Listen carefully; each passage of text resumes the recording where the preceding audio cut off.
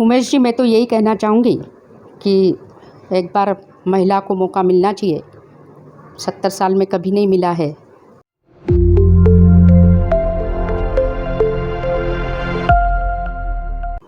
साथियों नमस्कार। देश की राजनीति में महिलाओं को काफ़ी आरक्षण मिल चुका है, यानी अब राजनीति में महिलाओं की संख्या बढ़ने वाली है। और जावरा विधानसभा में भी जावरा की एक महिला नेत्री जो पूर्व नगर पालिका अध्यक्ष भी है, श्रीमती निर्मला जी हाड़ा, उन्होंने भी दावेदारी की है और आज हमारे साथ है। आइए हम उनसे मार्गदर्शन लेते हैं, जानते हैं उनके सफ़र को। दीदी आपको प्रणाम है, नमस्कार है सबसे पहले। नमस्कार जी। नमस्कार दीदी, सबसे पहले हम आपकी बेसिक लाइफ जानना चाहेंगे। आपका जन्म कहाँ हुआ, आपकी शिक्षा और उसके बारे में, प्रारंभिक जीवन के बारे में हमको बताइए। मेरा जन्म रतलाम में हुआ है, शिक्षा भी मेरी रतलाम हुई है। उसके बाद में मेरी कर्मस्थली जो है वो जावरा रही है। सन 87-88 में मेरा ब्याह हो गया था और मेरे पति देव प्रहलाद सिंह जी हाड़ा राष्ट्रीय स्वयंसेवक संघ के एक कार्यकर्ता रहे हैं और 80-82 में आपने 3rd ईयर पूरा कर लिया था, जो आरएसएस का एक उसमें पहुंचने का एक रास्ता होता है। प्रथम वर्ष, द्वितीय वर्ष और तृतीय वर्ष, ये 82 में मेरे पति का हो गया था और उन्हीं से मुझे प्रेरणा मिली कि मुझे भी समाज सेवा के क्षेत्र में कार्य करना चाहिए। और क्योंकि जब भी चुनाव होते थे तब ये अपनी टोली के साथ में गांव-गांव में घूमते थे। सवेरे 7:30 बजे उन्हें जाना होता था, लेकिन सारे जो उनके साथ में जा रहे हैं, पूरी टीम जो, वो भूखी ना रहे तो 15, 20, 25 पैकेट बना करके जो भी समय पे मैं सब्जी और मिर्ची, अचार वगैरह उपलब्ध करा पाती थी वो पैक करके देती थी और रात्रि 12 बजे तक आपका लौटना होता था। इसी से अपने पति से ही मुझे प्रेरणा मिली कि समाज सेवा के क्षेत्र में मुझे भी काम करना चाहिए। लेकिन फ्लैशबैक जो बोलते ना, पीछे से काम करना होता है, तो मैंने जब से उनके साथ में जुड़ी तब से पीछे से काम किया है। मैंने कभी बाहर नहीं दिखाई दी, लेकिन धीरे धीरे मुझे भी ललक जगी और मैं भी समाज सेवा के क्षेत्र में बाहर आकर के काम करने लगी। यानी राष्ट्रीय स्वयंसेवक संघ के उस कार्यों से आपकी शुरुआत हुई, आपके परिवार की, और फिर आप राजनीति में आ गई। वो कैसे हुआ, वो कहानी बताइए। हाँ, शुरुआत तो मैं जावरा तहसील की दुर्गा वाहिनी की प्रमुख थी। उसके बाद में मुझे बहुत पदाधिकारियों ने कहा कि आप राजनीति से जुड़ो। और जो ज्योतिष होते हैं उन लोगों ने भी कहा कि आप राजनीति में जाइए, आप सक्सेस रहेंगी। तो इस तरह से नगर से बेस बना मुझे। नीचे ज़मीन से मैं शुरुआत करके महिला मोर्चा जिला अध्यक्ष रही और महिला मोर्चा जिला अध्यक्ष रहते हुए कभी भी 60 साल में 5 विधानसभा जावरा रतलाम ज़िले की नहीं आई। अच्छा। और मैं महिला मोर्चा की जिला अध्यक्ष थी। उस दौरान 5 विधानसभा रतलाम ज़िले की हम जिता करके लेके आए थे और सभी के सहयोग से हुआ था, मेरे अकेले से नहीं। लेकिन सारी बहनों ने, सारे भाइयों ने इसके लिए खूब मेहनत की, अथक प्रयास किया और 5 विधानसभा पहली बार 60 साल में पहली बार आई थी। यानी राजनीति में आपके जो सितारे हैं वो बहुत बुलंद रहते हैं। हाँ, ये आप मुझे आपका बड़प्पन है ये जो बोल रहे हैं। यही वजह रही होगी कि आप एक बार जावरा में 5 साल तक नगर पालिका अध्यक्ष भी रही। तो वो क्या कहानी थी, वो कैसे बनी आप, और उसका कार्यकाल कैसा रहा, वो बताइए हमको। उमेश जी, हमेशा मेरे परिवार की पृष्ठभूमि चुनाव को लड़ाने में रही थी, कभी भी लड़ने की नहीं सोची। कार्यकर्ता के रूप में आप काम? कार्यकर्ता के रूप में खूब मेहनत से जो भी जिम्मेदारी मिल जाती थी, जैसा कि मैंने आपको पूर्व में बताया कि मेरे पतिदेव सवेरे 7:30 बजे से निकल जाते थे। मैं सवेरे 5 बजे उठ करके 15-20 पैकेट बनाती थी और भोजन उनके साथ में देती थी कि कोई भी उनकी टीम में भूखा न रहे। और इस तरह से उनके साथ में भी कार्य करती रही और यही भावना लेकर के मैं राजनीति में भी आई कि मैं काम करूं और आगे बढ़ूं और जावरा की जनता के विश्वास पे खरी भी उतरी, कोशिश की। निश्चित ही आपका एक सफल कार्यकाल रहा और अनेक ऐसी योजनाएं या महत्वपूर्ण कार्य भी बहुत हुए उस समय आपके कार्यकाल में। हाँ, सबसे बड़ी समस्या पानी की थी जावरा नगर के अंदर। और आप हंसेंगे कि यहाँ पर कोई भी अपनी बेटी को ब्याह करके भेजने के लिए तैयार नहीं था। अच्छा। कि यहाँ पानी की बहुत समस्या है और हमारी बच्ची को दूर दूर से पानी लाना होगा। तो पहला प्रयास मेरा ये था कि कुछ पानी के विषय में मैं ऐसा कर दूं कि कोई समस्या ना रहे, और पानी बहुमूल्य है, इसको हमको बचा के रखना है, ये भाव हमेशा से रखा। और एक सर्कुलर मैंने जारी किया था और उसमें कहा था कि हम रोज़ ना पानी देते हुए हम एक दिन छोड़ के दें, तो हम रोज़ आ रहा है पानी तो सड़कों पे ढोल रहे हैं, उसका दुरुपयोग हो रहा है, तो क्यों ना भले ही भरपूर हमारे पास पानी है लेकिन एक दिन छोड़ के देंगे तो भी हमारी पूर्ति होगी। तो उस चीज़ को जावरा की जनता ने भी सर्वमान्य हुआ और आज तक लागू है। नहीं, ठीक भी है व्यवस्था, व्यक्ति एक दिन छोड़ के पानी भर लेता है, तो ये काफ़ी अच्छी बात है। आपने नगर पालिका में काफ़ी काम किया है और करते ही हैं जो भी अध्यक्ष रहते हैं। तो कैसे फिर आपने उस नगर पालिका अध्यक्ष पद से आप जब निवृत्त हो गई, उसके बाद फिर आप कैसे सक्रिय रही, आपने अपने आप को कैसे सक्रिय रखा, राजनीतिक सामाजिक रूप से क्या क्या कार्य किए, वो हमको बताइए। मेरे जीवन में मैंने उदासीनता को हावी नहीं होने दिया है। ऊर्जावान बन कर के मेरे को कैसे आगे बढ़ कर के उत्साह के साथ में काम करना है, उसमें लगातार करती रही। घर का काम निपटाने के बाद काफ़ी समय मेरे पास बचता था और जब भी कुछ काम होता था मैं बाहर निकलती थी, और जनता के बीच में ऐसी छवि बनी हुई थी कि हाड़ा दीदी आए और ये काम अच्छे से संपन्न होगा। तो इस हेतु मैं हर समय हर किसी के दुख सुख में मैं हर समय शामिल रहती थी, और यही वजह रही कि मैं बिल्कुल ज़िंदा रही। और समय समय पर मुझे पार्टी और संगठन ने बुलाया और जिम्मेदारी सौंपी, उस जिम्मेदारी को बखूबी निभाते हुए आज तक जिंदा हूँ। नहीं, ठीक है। तो जावरा क्षेत्र को लेके आप क्या सोचती? जावरा विधानसभा है, आप लगभग सारी विधानसभा घूमी हुई होगी, इतने चुनाव आपने देखे हैं, तो जावरा विधानसभा को लेके आपका क्या कहना है? थोड़ा सा पीछे जाऊंगी मैं। नगर पालिका अध्यक्ष थी तब लोकसभा और विधानसभा भी आया था। अच्छा।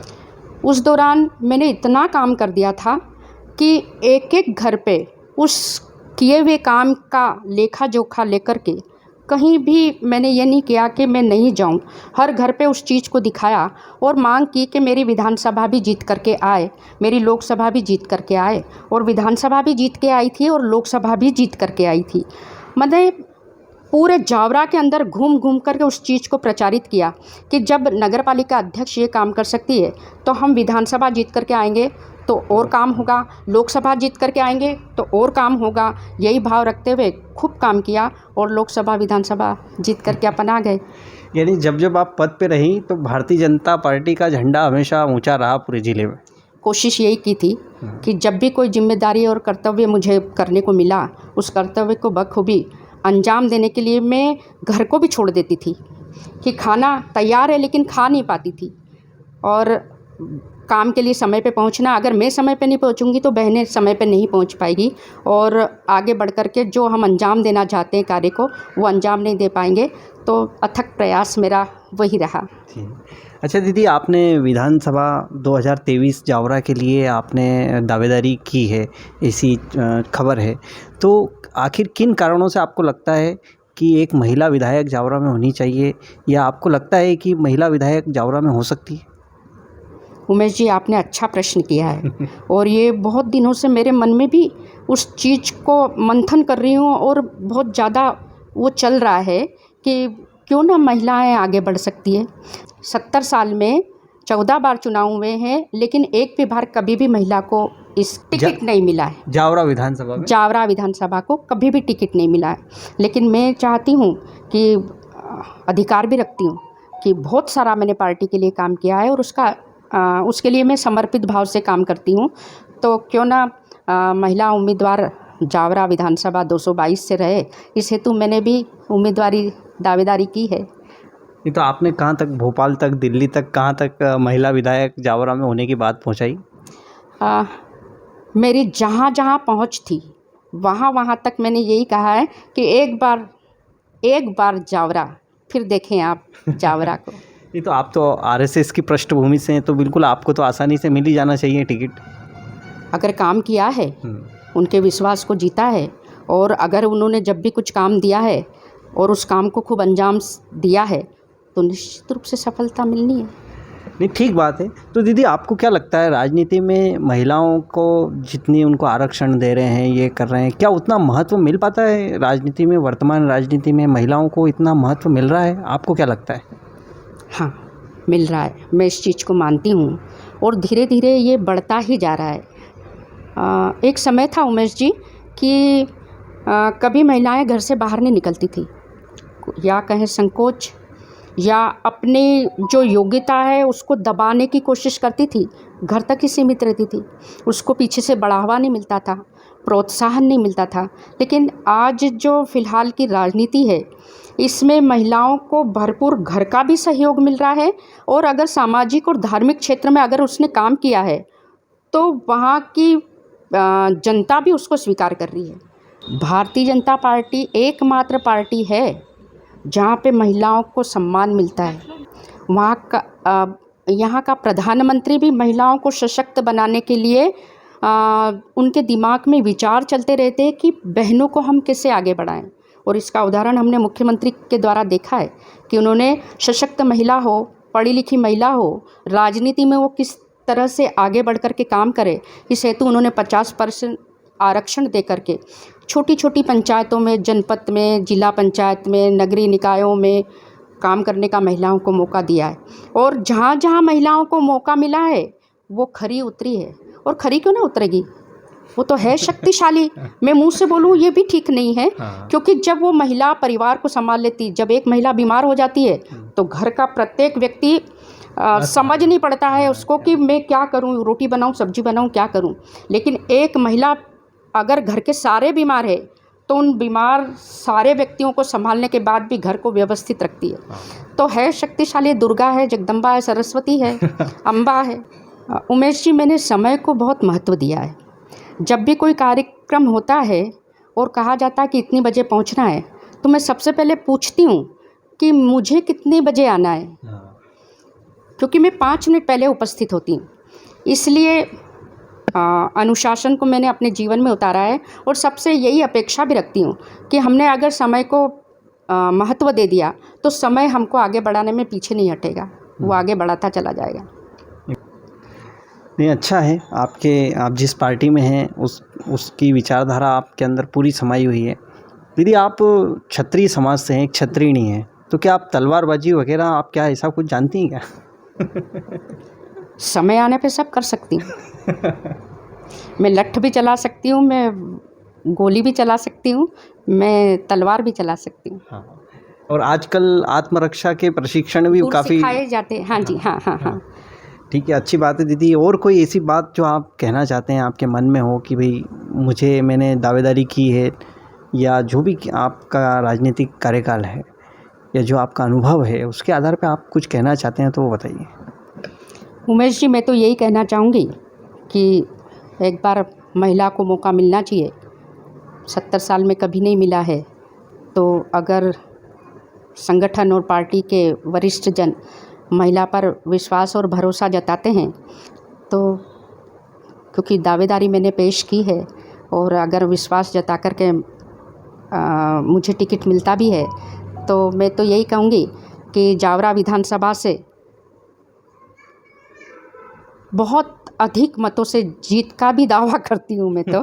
अभी आप हंसेंगे कि अभी तो ये हुआ नहीं है और लड्डू फूट रहे हैं, लेकिन ये बात है क्योंकि जनपद, पंचायत, जनपद, जिला पंचायती जब चुनाव हुए थे तो हर गांव में घूमने का मुझे मौका मिला था, और गांव के प्रत्येक लोग जानते हैं। वो इसलिए भी जानते हैं कि महिला मोर्चा जिला अध्यक्ष होने के नाते जब भी भारतीय जनता पार्टी की बैठक होती थी तो मेरे को गीत लेने का बहुत शौक़ है। अच्छा। तो वो गीत लेती थी मैं, तो हाड़ा दीदी गीत लेंगे, हाड़ा दीदी गीत लेंगे। अच्छा। ऐसे करके गीत लेने का काम करती थी, तो बहुत पूरे रतलाम ज़िले के सारे लोग मुझे जानते हैं कि हाड़ा दीदी।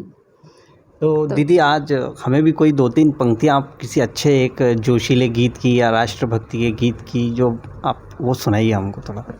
हाँ उमेश जी, मैं आपको बताऊंगी, जीवन में कभी निराश नहीं होना चाहिए। निराशा हमको आशा की ओर लेकर के जाती है, और ये मनुष्य जीवन है, छोटे से में उसको निराश हो जाता है, घबरा जाता है कि अब क्या होगा। लेकिन घबराना नहीं, उस असफलता में भी सफलता के गुर हमको सीखने को मिलते हैं। 2 पंक्तियाँ आपको बताती हूँ। जीवन में कुछ करना है तो मन को मारे मत बैठो, आगे आगे बढ़ना है तो हिम्मत हारे मत बैठो, हिम्मत हारे मत बैठो। जीवन में कुछ करना है तो मन को मारे मत बैठो। आगे आगे बढ़ना है तो हिम्मत हारे मत बैठो, हिम्मत हारे मत बैठो। गीत वाले दीदी, तो लगभग आपने काफ़ी गीत लिए, इसलिए आपने सही कहा कि आपको गीत वाले दीदी के नाम से जाना जाता। और हम भी जब स्कूल समय में थे तो आपके काफ़ी गीत सुना करते थे, उसमें चंदन है इस देश की माटी और काफ़ी अच्छे अच्छे गीत होते थे। तो दीदी बहुत अच्छी बात है आपने जो अपने विचार रखे हैं, और ये तो समय बताएगा कि टिकट किसका होना है, लेकिन सबको स्थान मिलना चाहिए और सबको महत्व मिलना चाहिए जो कार्य करता है।